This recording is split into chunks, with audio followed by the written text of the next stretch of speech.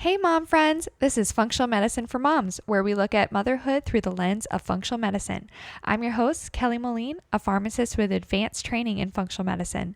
From pregnancy and postpartum to everyday parent life, we talk root causes, natural solutions, and real stories from our own family's journey, plus conversations with experts along the way. Okay, good? Let's get her started. Okay, welcome back to our podcast, Functional Medicine for Moms. I'm Kelly Moline. I'm a licensed pharmacist, functional medicine consultant, wife, and new mom. And I'm Landon Moline, Kelly's husband, and father of our little baby Danielle, who is sleeping now. Yeah, so we're doing a nighttime episode. We've Night never sesh. filmed at night. Usually my brain is absolutely turned off right now. Mine might be. We'll find out. And yeah, this was the best time to record this week. So here we go. But we're just talking on like life updates, kind of more of a relaxed, chill episode, talking about parenting and what's going on our day to day now. I feel like it's been a long time since we've done some updates. Yeah, I think it has been all business lately and less about our little one. Yeah, well, I've been doing more interviews lately, which has been really fun. Mm-hmm. And so we've been like functional medicine heavy, which is nice. And I think we're getting a lot of good information out there. And it's fun interviewing new people and letting them have a platform to talk about their expertise and their passion. So yeah, it's been nice. And so, but now I get to talk to you. So since we're talking and it's just kind of chill episode and we're doing it at night, I have a glass of wine, you have a drink yourself, and we're just two parents chit-chatting at night. Yeah, pretty much. Yeah. So, about our life updates. Like, so speaking of life updates, let's get into them. yeah. So today, Danielle had her 9-month appointment. Yes. How did that go? It went good. We go to more of like a functional medicine type of pediatrician office.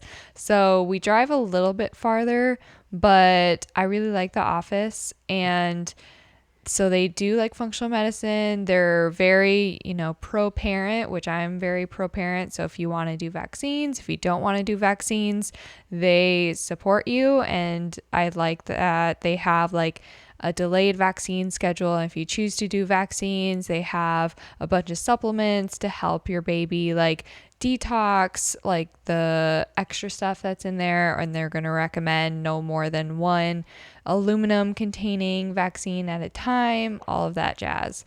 But yeah, so it was good. We went in, got our 9-month checkup, and if you've been following us, you know that our baby was a preemie. So we have the adjusted age and the real age, I guess.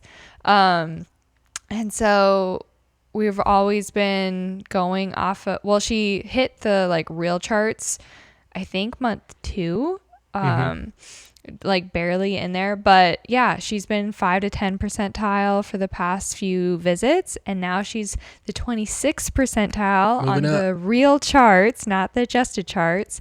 And so I feel like Solid's journey has been helping her kind of chunk up a bit, and she's kind of tall too. I think it was like 67% in the height category. And yeah, she's been doing really good. They ask about food, they look at her, all of that stuff.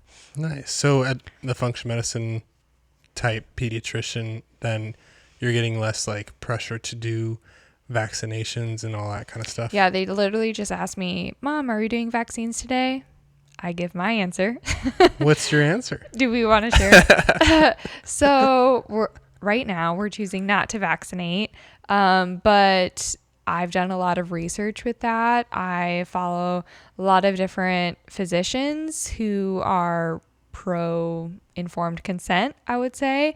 So if you don't follow Dr. Green Mom on Instagram, she also has a course, I believe, but she has a podcast too. So I love learning on podcasts. Obviously, we started one ourselves, but she's fantastic. There's a few like physicians, doctors on Instagram and other sources. But then I've just done research myself and have heard a lot of obviously nasty stories on vaccines. And so I've looked more into like the disease states and what the risk of the disease is like in our area and how comfortable we feel with that. And I think more comfortable like if we're in contact with that, what to do naturally so we can still support her immune system. Obviously, I'm breastfeeding. I've talked about that too. So that has a lot of antibodies against supporting her immune system. Danielle isn't in daycare. We're fortunate enough where I'm home most of the time with her. And then your mom also is here to take care of her. So we have less contamination there. But yeah, I think it's great that they allow moms to make that decision because not all pediatrician offices are that way. Mm-hmm. And some pediatrician offices, if you're not vaccinating, you can't go there. Yeah, is that what I said? Yep, that's how I said it. And there was another office that I called when I was like researching pediatrician offices, and that was their first question, like, do you plan on vaccinating? And I haven't even had my baby yet. And I'm like, no, but like, yeah, I don't know. I was like, no, not really. And she's like, okay, well, they'll talk to you about that. I'm like, what does that mean? Like they're going to talk to me and try to convince me, or they're going to talk to me and have like a conversation about it. So, yeah, no. And so we've all in all, we've decided not to vaccinate, but yeah. I think to each their own. I think everyone can make that decision for themselves and whatever they feel comfortable with. And at least right now, like I'm a pharmacist, I've done a lot of vaccines at the pharmacy, and I was vaccinated and stuff too. So I just think that you can't necessarily take it back, and they're so vulnerable at this age. So just do your research, and the risk of disease is there, and the risk of vaccine injury is there too at this age. So yeah. So that was the appointment. So have you ever gotten any questions at a pediatrician appointment that surprised you or that made you think twice or about what? anything? I don't go to these pediatrician appointments, so I'm actually curious. Like, have there been any questions that have surprised you, or is all like, yeah, this is pretty standard? I guess you're in the medical field, so it's I guess probably more common. Like speaking on the conversation of vaccines, when I got to the 2-month appointment, and I just have to like sign a disclaimer saying I decide not to vaccinate at this time, and there were a lot of vaccines on there, and a lot of them are combination vaccines, so it may have 3-4 different diseases it's preventing. So when we have a lot of combinations, and then we're also offering like 4-6 vaccines at a time, I think that's a lot. So I was kind of surprised at just like the volume of what the standard practice is, even though I've seen it before, but being there with my own baby kind of surprised me.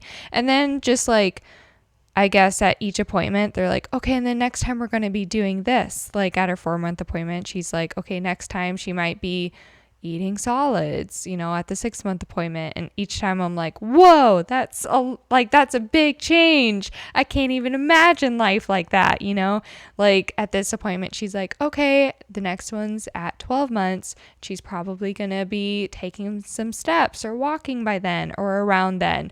And it's just crazy because she's crawling everywhere now. And now she is trying to stand. So it doesn't seem like absolutely far off, but it's like, whoa, by that time, when she's 12 months, we're going to have a toddler. We're not even going to have a baby. Yeah, it's pretty crazy to think about. Yeah. These steps, just these like phases, they come at you nonstop. And as soon as you get comfortable with them doing something new, they do another thing that's new. And you're like trying to keep up with all the changes. So yeah. I think our last update was around when she was 7 months. And so she just started crawling. So now she's crawling everywhere at 9 months. And now she's pulling herself up to stand. And so, yeah. Just trying to climb the stairs. Yeah. So we had to put up baby gates, all the stuff. Yeah. Thank you for baby proofing. She got on the 3rd stair today. Mm-hmm. And so you're like, watch her. I'm like, I'm right here.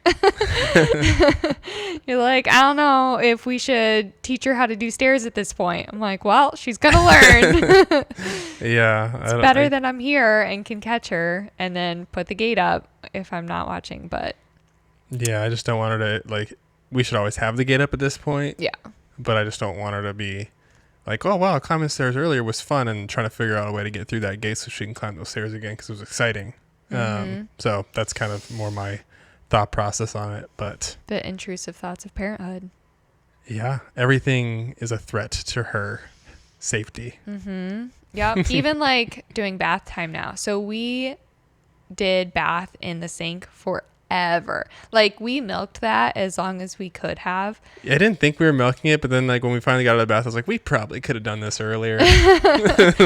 I think we did it in... She outgrew the sink. Until she was like, what? We've been actually in the bathtub for like a month now. We have a farmhouse sink, so like it's a big sink. It's a big sink, but... And the angel baby bath like fits in there perfectly. It does. But she was kicking like, the trying sides. to... Yeah. Yeah. She was trying to like sit up now. I'm like, okay, we need to move to the actual bathtub. I think our next baby will get... will graduate to the real bath a lot sooner. Well, by our next baby, they take baths together. Well, yes. But, yeah. Yeah. So naturally, they're probably going to start there, if anything. I mean, I guess right away you do like right sponge away baths. though we would do sponge baths in the sink. Yeah. And then she would graduate to the bath at a certain level, and I think she'll graduate earlier is what I'm saying. Yep. Much earlier.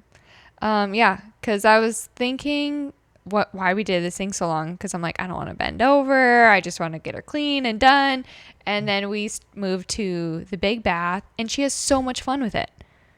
We put all the bath toys in there, so they're floating around like all the little fishies and jellyfish and all the sharks. And then she's trying to crawl and get them all, and she has her little water book. It's so fun. Yeah. No, she's having a blast with it. Yeah. I actually think it's so much easier to bathe her in a real bath than I the agree. sink. It was you're working with like limited space. You're trying not to splash too much and make it messy in It's the sink. fun. But in the bathtub, it's like, who cares? Yep. I go in there, start the bath, and then go to her nursery, take off her little diaper, and then we go back to the bath, put her in it while it finishes filling up, put all her toys in there. She splashes, we wash, then we take her out and bring her back to the nursery, put her diaper on. Beautiful. Done. Yeah, and I feel like we were trying to, I think when it was in the sink, we try to rush through things because she wasn't as comfortable, but in the bath, she's so much more comfortable. So we're like, it's a fun play, time. wear yourself out so you get a full night's sleep. Yeah. Yeah. And with the sink, I would always like we'd wash down the sink each time because I'm like, ew, sink. There's probably gross stuff in there. So, yeah. So all the fun things. She's saying mama. We're trying to teach her to say dada. Boo. I'm working on it because I know it hurts your feelings. Yes, I am devastated. Yeah. Maybe she thinks I'm her mama. Maybe that's why she says mama, because she loves me so much and she's just confused as which one's which. That could be. That's what I'm going to tell myself. She's starting to say the like ba, na, la, and all that kind of stuff too, but she says mama a lot. I swear she almost said water today. I was feeding her water and I was going, water, water, water. No way. And she was like, water. I don't know about that. That would be crazy as like her second word. Mama to water. I've been trying to get her to say da bears. I think those should be her first words. Is that why she can't say dada very well? Because with how much I say da bears or dada, like I can't believe she's not even forming. I've heard a D every once in a while, but like she rarely actually says it. But yeah. More new stuff. You got a new job. I did. For those who, I didn't think I really shared about it in prior podcasts, but I got laid off in my previous job. The company wasn't doing well and the industry itself was shrinking that I was in. So I got laid off, which gave me kind of an extended paternity leave. Yeah, because which you was were great. like at the end of your paternity leave. I took a late paternity leave. Yep.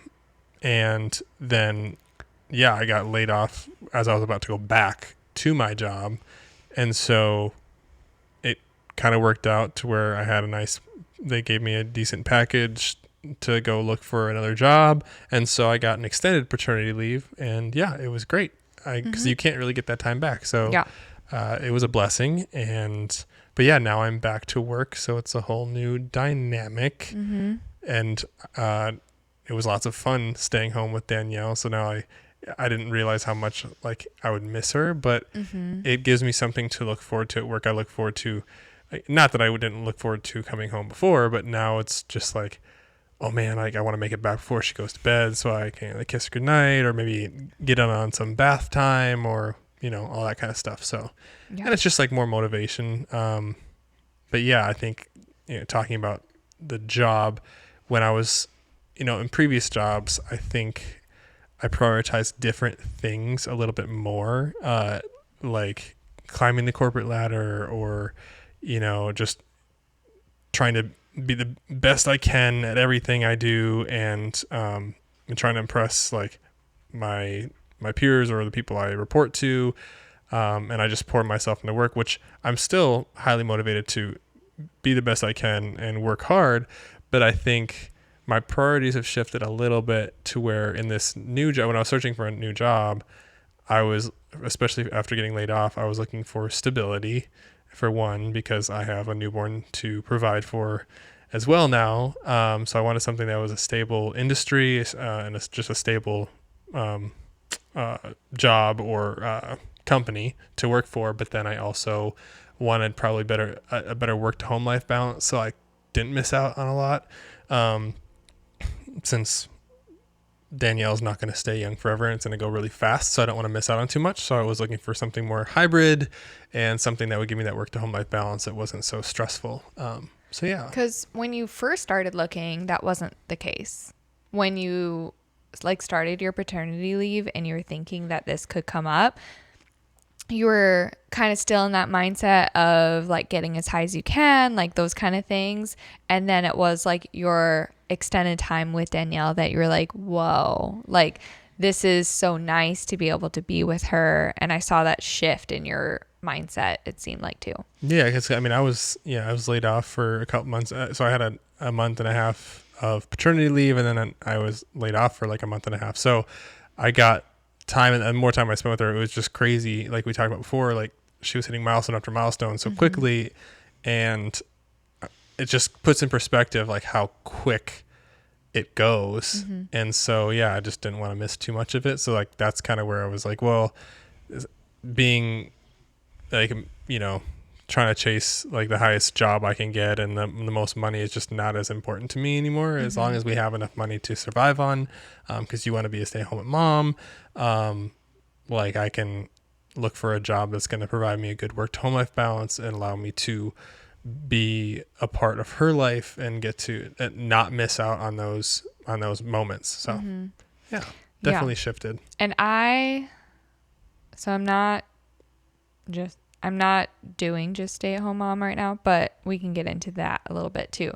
I do want to be home. That was part of that. Well, you work one day a week at the pharmacy, and then you're home the other days. Yeah, and then we're doing the podcast. I also have my functional medicine business. So yeah. And when you were starting to look for a job, I wanted you to be 100% at home.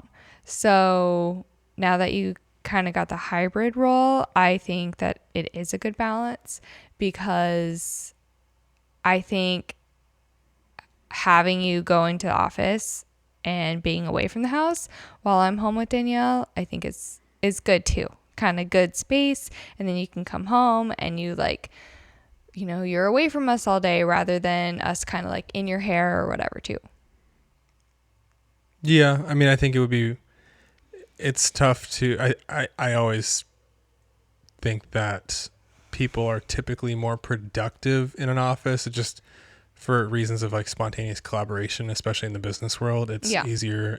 I think it's a better work environment to be in the office at least a few days a week. So, I knew that you want to be home full time. It's tough to find good paying remote positions. So I was kind of in a box because we moved out to Denton, because we were originally planning on doing like daycare, while you worked at the pharmacy. And then, so we moved out to Denton, which is a little more secluded from where the business jobs are in Dallas, a little further out. And so it's going to be kind of a tough stretch I was going to have to drive in like an hour and a half to work. So it just limited the area I could look for a job in. Like when you decided to be a stay-at-home mom, I had to make enough money to support us without your income. But I wasn't close to any jobs because we moved to Denton, and remote jobs don't pay enough. So I'm like, a lot of pressure. It was a lot of pressure with limited resources or limited options. And then, it was more limited for sure. Yeah. And so even when you were like, yes, I would want to drive in, they were like, we can't, we don't see that being stable. I think it's a reality of a lot of moms want to be home with their children more, especially like having more children, or if they decide to homeschool or whatever. And I think there's a lot of moms leaning towards that way. I originally, like we said, we were thinking of doing daycare. That was our original plan.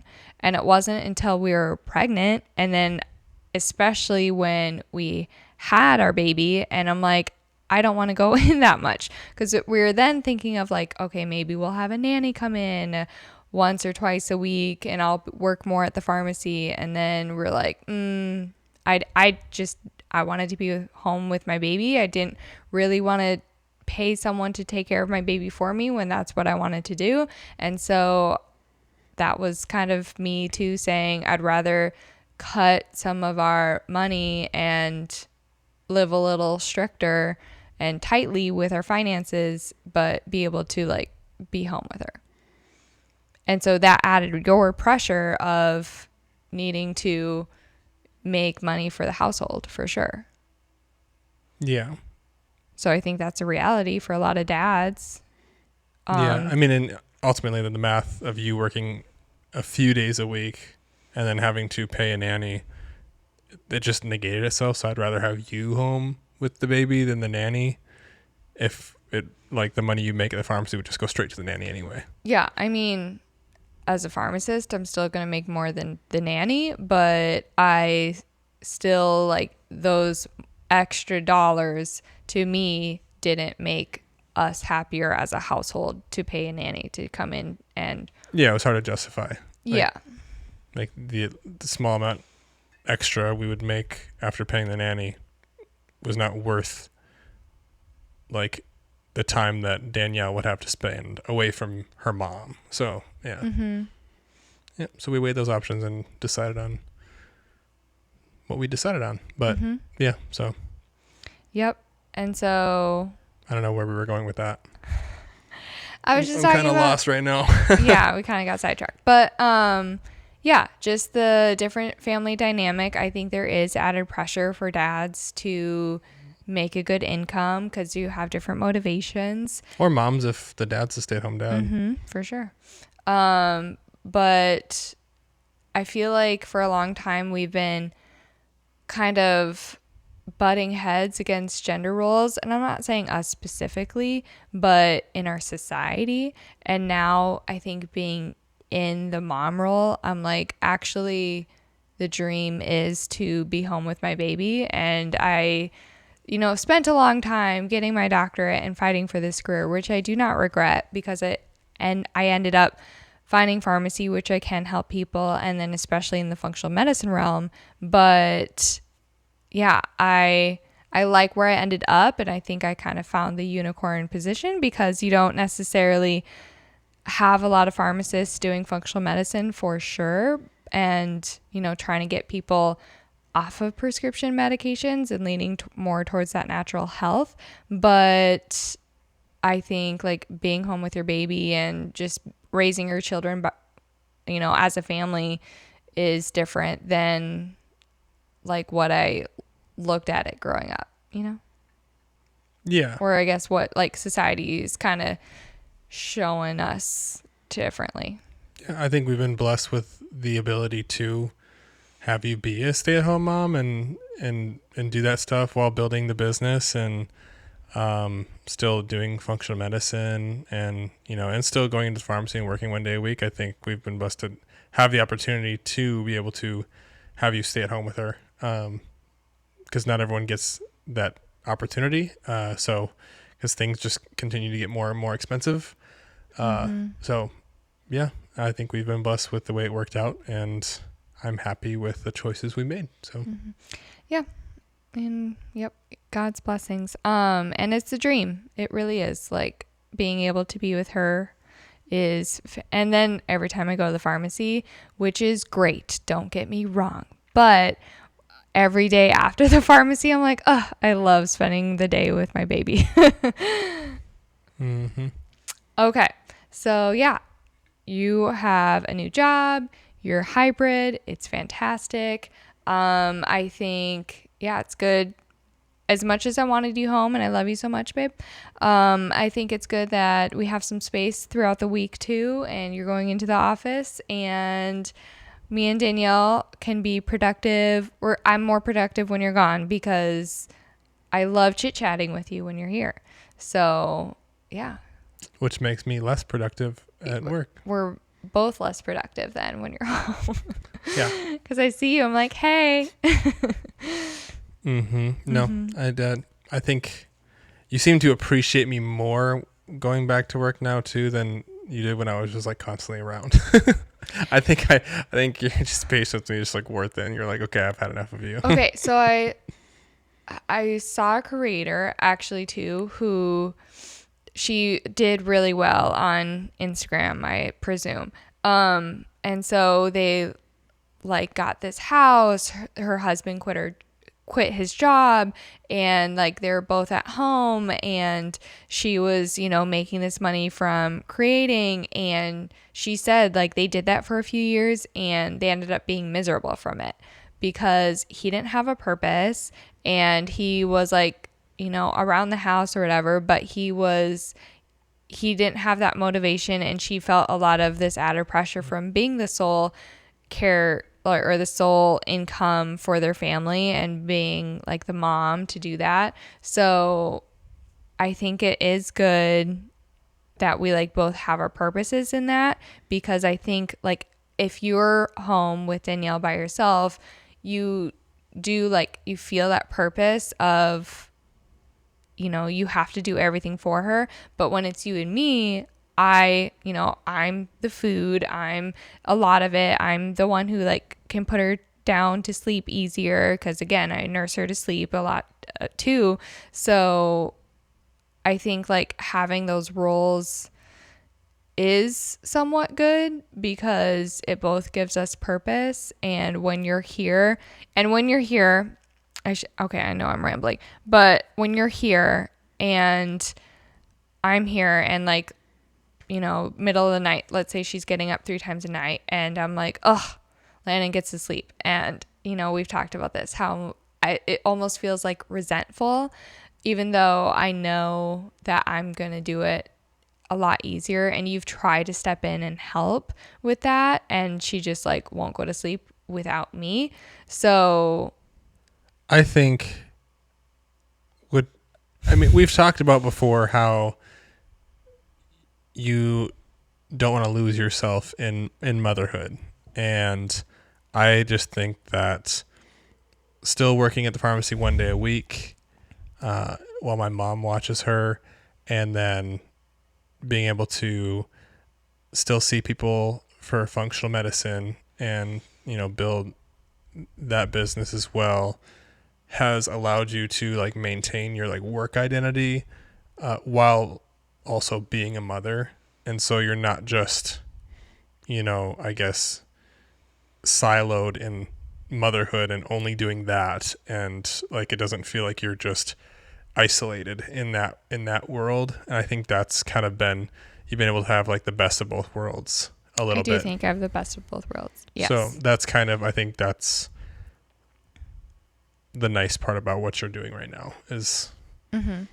Okay. Yeah. And some people are totally like fine all in motherhood and just doing that, and that's like, and that's the best thing that they've ever wanted, and that they enjoy it so much and stuff. But I think you have a little different of a mentality where you love motherhood, but you also love helping other people, and you love functional medicine, and so you've been able to maintain and do that other stuff while also doing something else that you love. So Yeah. What I was trying to get at was when I'm home alone and I like know I have the job and the purpose of being Danielle's like primary caretaker, I can like do it and it's happy and I got it and I can get it done. And I know that I have to like finish it with the end result. But like when you're here too, I'm like, oh, we can split it. And then but then you have like other stuff you need to do too. But when you're here, I'm like, oh, you can help out. And so that's where I think like we both get frustrated. And I don't know if other people can relate to that, but I just like assume that you can help out where you have like other things to do. And so now that you're back in the office, like that separation of roles is like clearer of, you know, you're in the office and stuff. And when you are working from home, you are also helping out some too, which I appreciate. And I'm like trying to, you know, get the things done by myself too. But yeah. Yeah. I mean, I think when I was home, it was more when you were like, oh, you can do stuff too. And you get frustrated when I went, it would like, we each had our list of things that needed to be done for the baby, for the house, all that kind of stuff. I would do my list, you would do your list before, but then you'd get frustrated if I wasn't helping out with your list, but you didn't realize that I had my list of things too. So that's kind of more where your frustration came. But I do think as far as like getting up with the baby at night and her wanting to feed to sleep, it was easier for you to get up, or not easier for you, it was easier to get her to go to bed for you than for me. I would rock her to sleep, and then as soon as I would put her down, she'd wake right back up, versus like when she fed to sleep, she'd stay asleep. So it was that kind of became your role, and we each had different tasks. But anyways, speaking of changes too, and where our capacity is at, I think a lot of people maybe around this age start thinking about their capacity for the like growing the family and baby number 2 and age gaps. And we've talked about before having her on when we'd want to have like baby number 2. And so, yeah, I wanted to get your take on age gaps and what you think would be the preferred age gap. Like how far apart do you think like babies should be, preferably for us? this might be like a cliche answer for most people. I think people like to do what they're familiar with, and in my family, we were all a year and a half to 2 years apart, and so I kind of I like that it's close enough in age where you can play with your sibling, but not like too close where you're like right on top of each other and you're pregnant for, you know, multiple years in a row. So for me, I mean, I think being like 2 years apart. So I guess you have the baby gets to be like a year and a couple months, and then you get pregnant again and have the baby at, you know, kind of a 2 year age gap. That would be, I think that to me makes sense. And depending on how many, it really depends on how many kids you want and what your timeline is for that. And like when you're starting as well, as far as like how old you are. But I mean, yeah, if you're just going to have like 2 kids and you want them, I would say I would ideally within 3 years of each other. I think when it gets to 4 years apart, then you start like I don't know, at that point I feel like they can't really relate to each other. Yeah, they're just in 2 different phases at that point. And I mean, they can still relate to each other and get along and all that kind of stuff, but it's not so much of a close sibling banter because they're very much in different phases, so to speak. So yeah, I think ideally for me 2 years apart. Short Yeah. story long.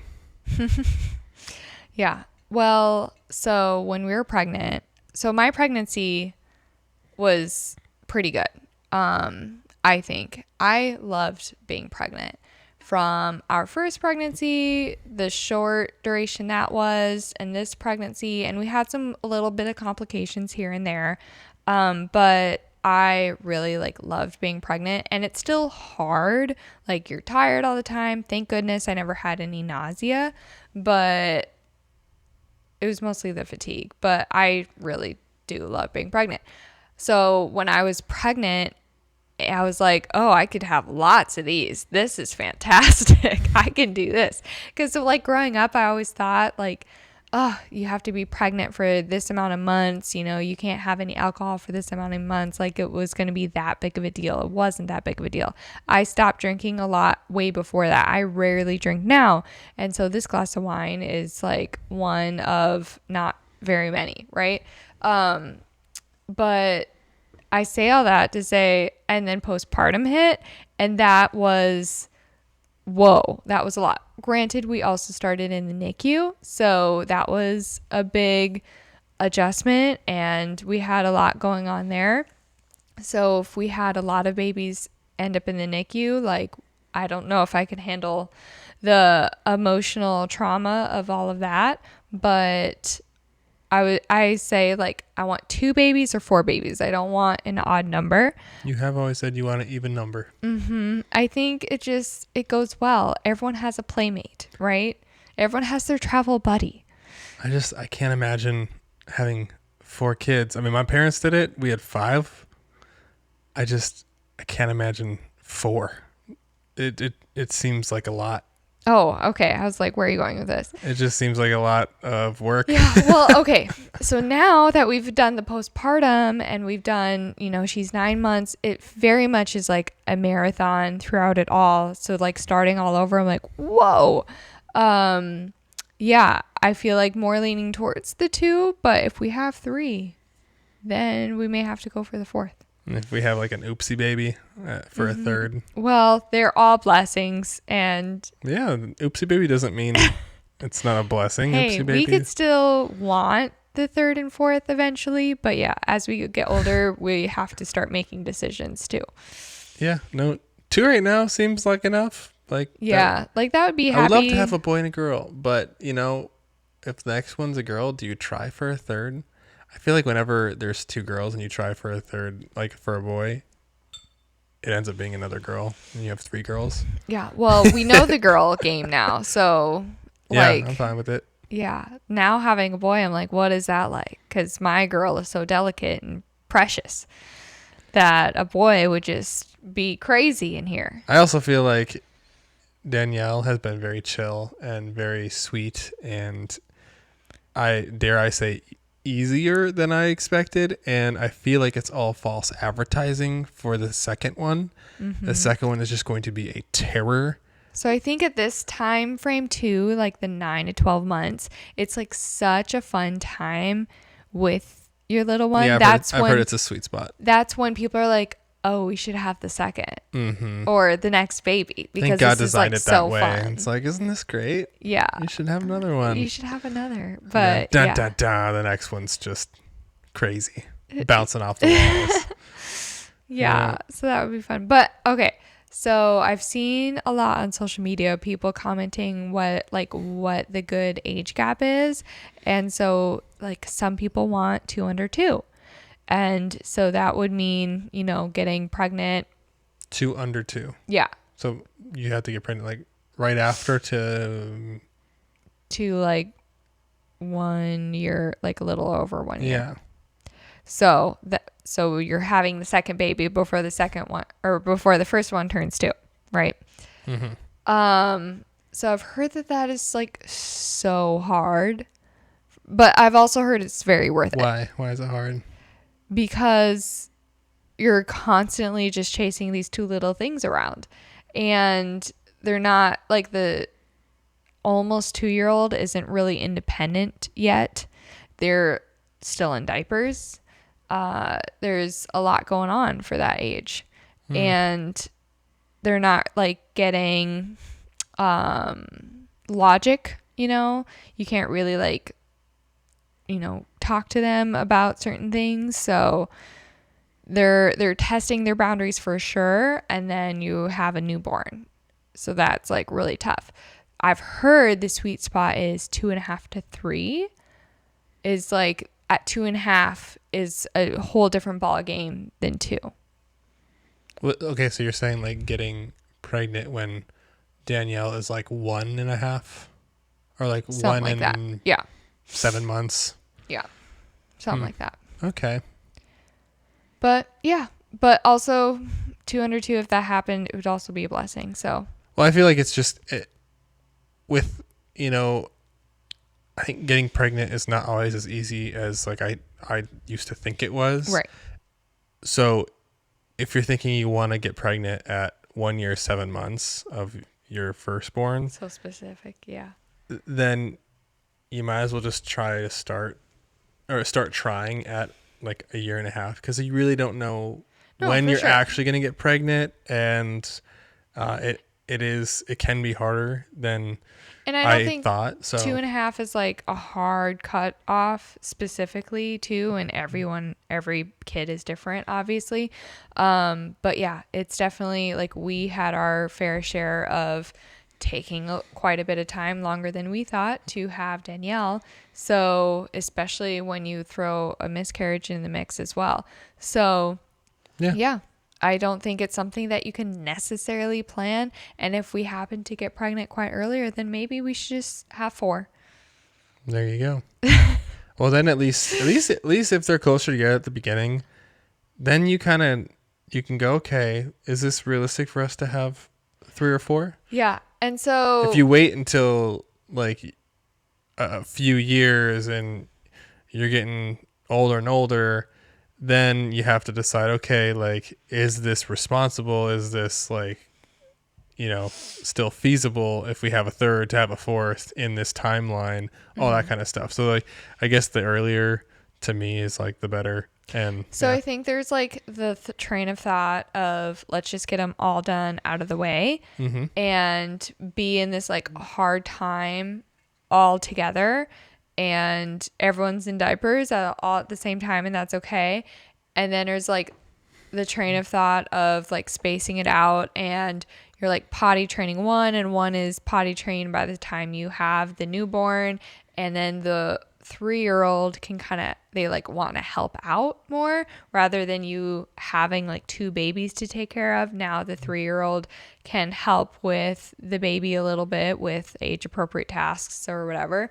But yeah, it's like, it seems like it's a little bit more enjoyable and you're not just like in the hardships the whole time. But then again, I have people 2 under 2, and yes, it's like hard those first few months, but then they're like, wait, this is so worth it. So yeah, okay.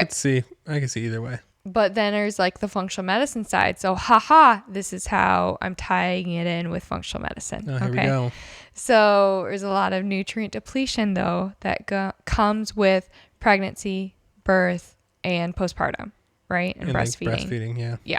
So we have like iron, zinc, magnesium, B vitamins, a lot of different things. Your bone density, obviously it affects your mood, your sleep, your cortisol, a thing called HPA axis, hypothalamus pituitary adrenal signaling. So your adrenal glands make your cortisol. So all of that, you're like running on adrenaline for months, it seems like. So it really depletes you.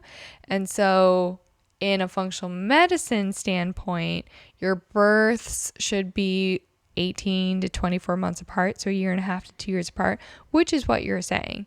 So at least that, and then maybe a little bit longer with like breastfeeding too. And I plan to continue breastfeeding as long as it makes sense.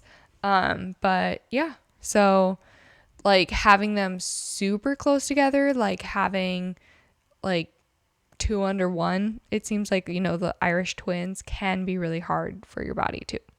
Yeah. And I mean, I think everyone's body's different too. And so what works for some might not work for others. And like some bodies may be able to handle it a little better than others too.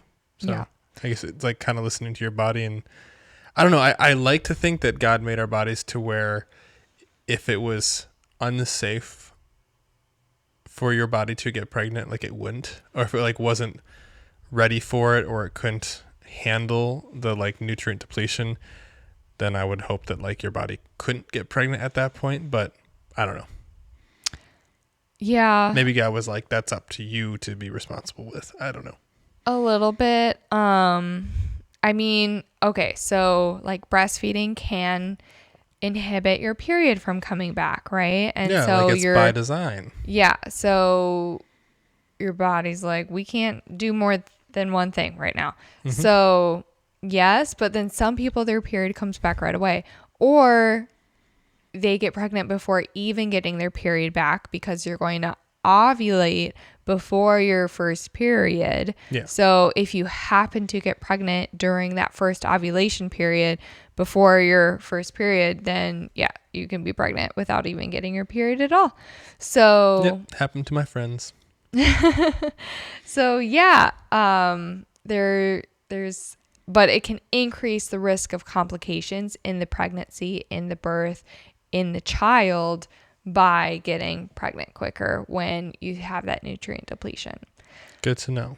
So I think it's at least a factor in a decision when we're talking about age gaps and all of that. So now we're 9 months postpartum, and last week I had Dr. Danielle on my podcast, and she is a pelvic floor physical therapist, and she talks about how it takes 9 to 12 months for your pelvic floor to heal and your core to heal properly. And so obviously it differs person to person, but to like really feel like you have your body back, it can take up to a year. And I think that was like, I didn't know that until I went to physical therapy myself, and they said that, and I was like, wait, what? Where did the 6 to 12 weeks thing come from? Because I expected everything was just going to be back then. But no. So now I'm 9 months, and she's now, I don't even want to say it, but sleeping through the night for like a week. Oh, and boy, so knock it. on wood, because I've been enjoying this. But I feel like I should be more, have more energy throughout the day than I do since I'm sleeping more at night. But then again, I've been having interrupted sleep for months and months and months, and now I have like a week of sleep, and I'm like, I should be feeling great by now. But I think there's steps that, since I am sleeping more, I'm trying to take to help heal my body appropriately. Like we're getting sunshine and grounding in the morning, like we're eating whole foods, like we're trying to balance blood sugar, like we're not drinking much alcohol. I'm going to start reducing my caffeine. I only have 1 cup of coffee a day, but even that, it's been like giving me headaches. So I'm going to start like switching to a mushroom coffee and stuff like that, just to help heal. Specifically like my cortisol and HPA axis, and then also like the nutrient depletion. I need to make sure I'm eating enough, because I think a couple weeks ago I wasn't eating enough with like breastfeeding, and so I was really dragging throughout the day. So I'm making sure I'm eating full meals, getting snacks in, always have a snack packed, that kind of thing. Yeah, and I mean I think it's natural to probably not feel like you're 100% yet. I mean, even, yeah, she just started sleeping through the night, but then you're still breastfeeding. And I mean, it's not easy to spend an entire day with a newborn, and you're constantly watching out for her. You're having to feed her and change her and do all these things constantly. So I think that is enough to wear anybody out, even if you're 2 years postpartum. I think it's enough to wear you out. So, yeah, I think that just kind of comes in time, and yeah, your body will give you the energy as time goes on. Mm-hmm. So yeah, speaking of the functional medicine, there are a lot of things that you can do if you feel like you're still not yourself. There's a lot of testing you can do, and help get your body to heal naturally so that you can feel the best and be the best for baby number 2. Because again, it affects pregnancy, birth, the health of your baby, all of that too. Anyway. Are you going to say what those are? No, that was just more of a, you can message me if you want to know okay. I more. thought you were going to explain it, that was like a segue. I was waiting for you to continue. Yeah. Anyway, so if you're curious about that and you're not feeling the best, even after a year, you can definitely message me and I can try to help you out and see what that looks like person to person. Oh, for sure. Yeah. Anyway, okay. So that was our update. A lot of updates in there. 9-month is What fun. did they say in the 9-month appointment that she'd be doing at 12 months? Walking. Yeah. I mean, that's not going to be far off. Yeah, she's a pretty strong little girl and motivated. So, yeah. And then I'll really have to run for my money. What's that saying? I don't know. She'll give you a run for your money? Yes. I was going to say, then you'll actually be tired even more just because you're going to be chasing her around.